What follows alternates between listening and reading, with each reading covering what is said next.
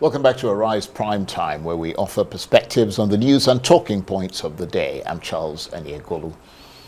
Now, how much is clean energy and green technology steering Nigeria's future? Well, the country has set ambitious targets for increasing its share of renewable energy, including electricity generation and overall energy consumption. It's put forward the Nigeria Energy Transition Plan aimed at achieving carbon neutrality by 2060. But to achieve this, Nigeria will have to be much less dependent on fossil fuels. And of course, a key part of that transition to clean energy is skilled labor. But it's not clear how many skilled people there are in the sector. Nevertheless, there are companies that are springing up in Nigeria with grand plans of how to get past existing roadblocks. Many, such as the company known as Smart Energies, are experimenting with innovative solutions and coming up with models which could set examples for the rest of the country. But they need good policies, and the question is, how assertive are the policies that are being rolled out by the Nigerian government to promote clean energy? Does Nigeria have a cutting-edge renewable energy plan? Well, for more on this, I'm joined now in the studio by the CEO of Smart Energies, Yinka Opeke, whose scope of interest includes clean energy innovation, inclusive economic empowerment, and sustainable entrepreneurship across Africa. Thank you very much indeed for coming in. Thanks for having me. That's a lot of hats you're wearing there. Although you're not actually wearing a hat, are you, at the moment? But let me start with it from a broad perspective. I mean, what's the pace of growth in the clean energy sector in this country? Wow. Okay. So the pace, I may not have the empirical data in terms of actual numbers, but broadly speaking, I mean, how quickly would you say Nigeria is transitioning away from fossil fuels, for example? Okay. Snail pace? No. So considering the amount of attention that globally issues around climate change is having, even nationally, when you talk about the decade of gas and making gas the transition fuel, there's been a lot of awareness in terms of the different types of gas, even though we are in the LPG, which is liquefied petroleum gas, yes, popularly known as cooking gas. Yeah. You know, so based on the awareness, the advocacy, you know, by the government, private sector individuals, you know, non-governmental agencies, you would say that, you know, it is picking up more than what it used to be, right? You know, so I would say that, you know, it's not where we want it to be, nowhere close it, you know, but we're not where we started. But let me ask you this, what's the essential difference, if any, between your company, for example, is called Smart Energy, yes, and clean energy? Okay.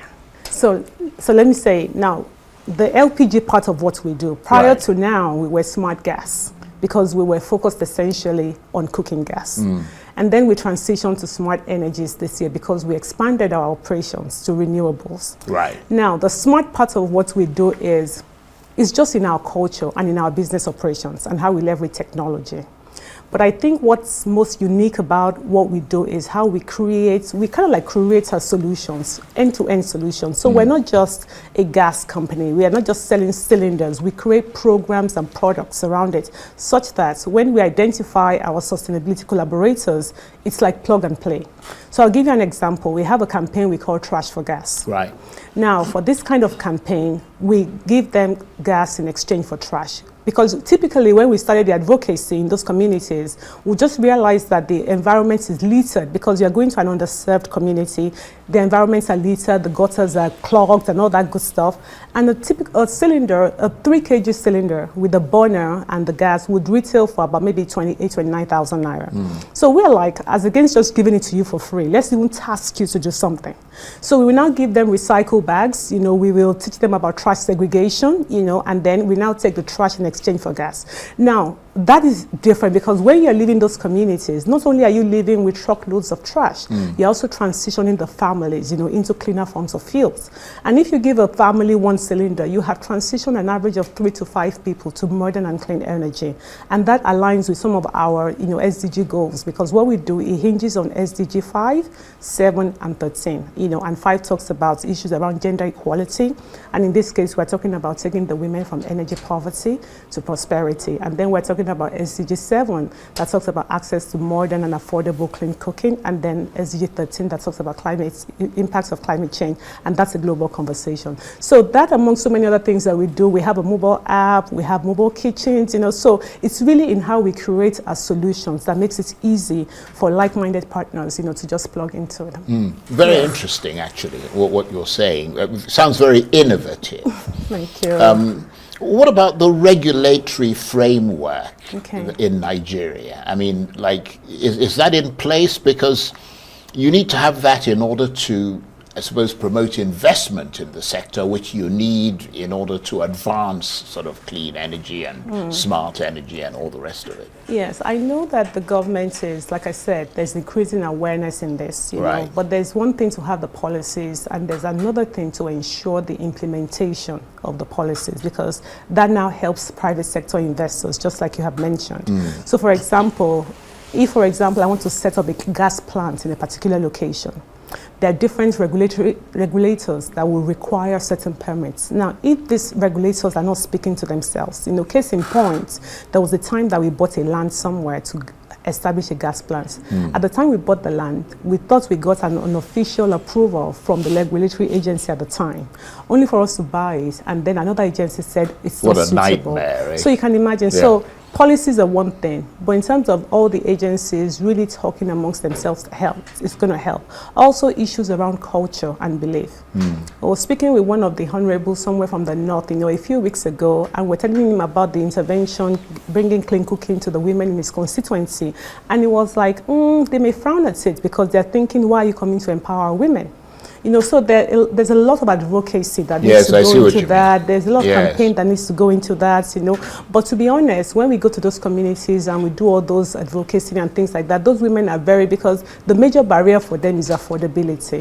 So the moment you gift it to them, by virtue of your partners that have allowed that to happen, you now realize that it's easier for them to refill. But yes, the government has a big role to play, in terms of ensuring that there's an enabling environment for investors to come in, to ensure the adoption and the accessibility. And part of what you were talking about there with the women is your way of trying to address the challenge of energy poverty in this country. Correct. Yes. Wow. Where do I start from? So if the story of smart energies, to be honest, I think it was divinely orchestrated, because even though my friends would... Well, you're in the right place. Nigerians are always talking about divine intervention. Yeah, yes, absolutely. I keep saying, I don't know why I'm just glued to Nigeria. Even when I came to establish it here, a lot of my friends abroad were like, Inka, people are looking for how to leave a country. You are coming here to establish a business, but sometimes they're thinking, my God, you had the opportunity to Scarpa, and here you are. So while it comes to these challenges, I absolutely enjoy what we do in the company. I have a great team, and our journey has been organic, and Nigeria is that place where you strategize today, you re-strategize tomorrow and next tomorrow, because the terrain is absolutely volatile. And if you're not careful and you're not adapting really fast and you're not flexible, your business can go down the drain. So where we are today wasn't really where we thought we would be. So back to the issues around the women, that's one of our product lines that is most rewarding for me, because it has made us a social enterprise. Because when you go to those communities, and you're giving these women cylinders, honestly, the love you get from them, the prayer you get from them, nothing beats it. So you go to bed every day knowing fully well that you have done your best. And a lot of all these women, that are using firewood and all that, when they tell you their stories, the amount of time it takes them. So you look at time poverty for the women and the child. When they go to the forest to get the firewood, they come, they break the firewood, they have to dry them. When it's raining, they cannot cook, the health implications, Some of them have, asthma triggered, the smoke triggers their asthma, they don't even know. Their eyes are teary, and then you now give them cylinder. So what we're asking for is not cold turkey switch, but we're saying you can use a cleaner form of energy. Now, I'd like to make a point, cooking gas is cleaner energy. The cleanest is actually renewables. Now you're talking solar and things like that. But sometimes some people think, gas is the cleanest. It's a kind of transitional gas, isn't it? Exactly. So we're just saying that transition, because on their own, when they start using the cooking gas, and it's raining, they can still make some noodles for their kids, you know, their pots are not black, that, you know, they now start seeing the benefits on their own, you know. So we go back for monitoring and evaluation, and you see that a lot of them are adapting it, even though they have the disposable income to just refill 1 kg at a time. Right. But you see that they now start to use it, you know. So the grassroots women, they're a key focus for us in terms of our interventions. Right. Let me move beyond the very specific things that you've been talking about to kind of a broader pseudo-political area. Because, Okay. I mean, I know that you spent a bit of time in the United States. Correct. And I wonder whether you think this country may be losing whatever momentum it had towards the growth of clean energy, given the fact that countries like the US under President Trump are once again embracing fossil fuels and ditching clean energy policies. I understand that Mr. Trump's move is starting to influence some countries and energy companies who are saying, well, if the United States, you know, is going back to drill, baby, drill, which is the term that President Trump used, drilling for oil, I mean, who am I not to do the same? So there's a lot of debate around that, to be honest. You know, some will tell you they want to get to the point where they're doing zero emissions, and some will tell you net zero.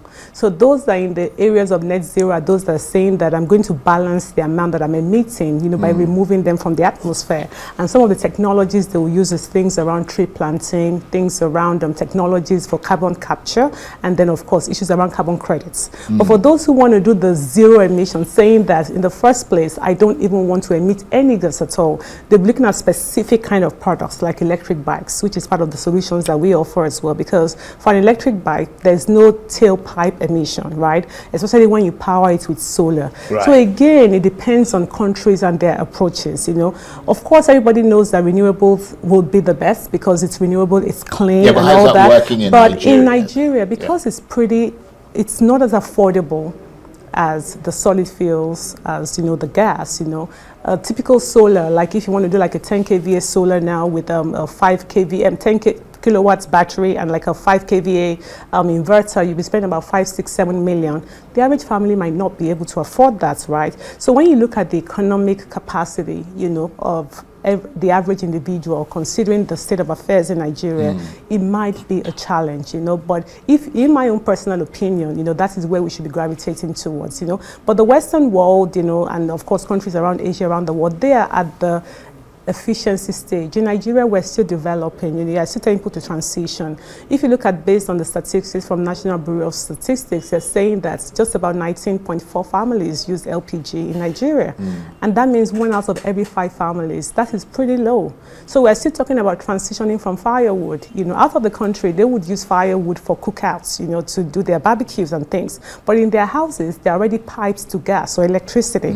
So we want to get to that part whereby the average home, you know, can have access to clean cooking and electricity, of course. Of course, a key part Yeah. of that transition to cleaner energy, renewable energy, is skilled labor. I mean, does Nigeria have skilled people in that sector, or is it far from that?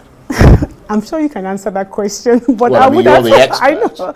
So just like every other sector, you know, there's a deficit in terms of manpower and human capacity, you know, generally across the country. So how do you Of manage course, in your company then? I mean, you're coming up with all these innovations and things. So it's just really about having, as a visionary of the company, you always have to have a good head on your head. I think that's the key thing. You are the key driver of the vision, and it's part of your responsibility to have a team that buys into the vision. So I'm not going to, so just before we started the interview, I was telling you how it's such a Herculean task doing Yes. business in Nigeria. So coming up and talking does not mean that, you know, you're not juggling a whole lot. You know, you're failing at some, you're learning at some, you know, so it's just a continuous exercise, you know. And of course, for us as well, you know, part of the things that help us, for example, collaboration is very important. So we are members of Women in Energy Network, for example.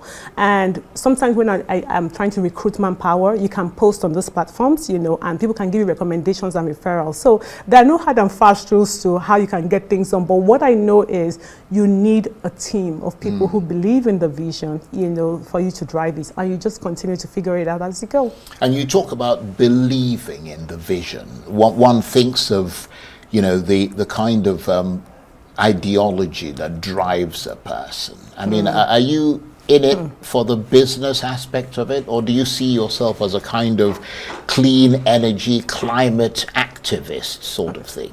So, for starters, I see myself, I know I'm a serial entrepreneur for starters, you know, so regardless of the business, I'm that person that just likes to create value. So now that I've found myself in this sector, the only thing I would have to do is just to say, what differentiates you? How are you creating value? Because I know that money follows value. So I don't shy away from the fact that, you know, we're a for-profit business, we make money, but the value will be apparent to you. It's a win-win, and that's what makes it sustainable. So I think for me, it's not just the money. The money is a good motivation, you know, but that's not the only thing that drives me in business. Right. Yes. So what do you see as the biggest barriers to the full adoption of clean energy in Nigeria? Okay. So a couple of things. I'll say affordability, you know, I'll say accessibility. And based on those two, your strategy will be a function of your target audience.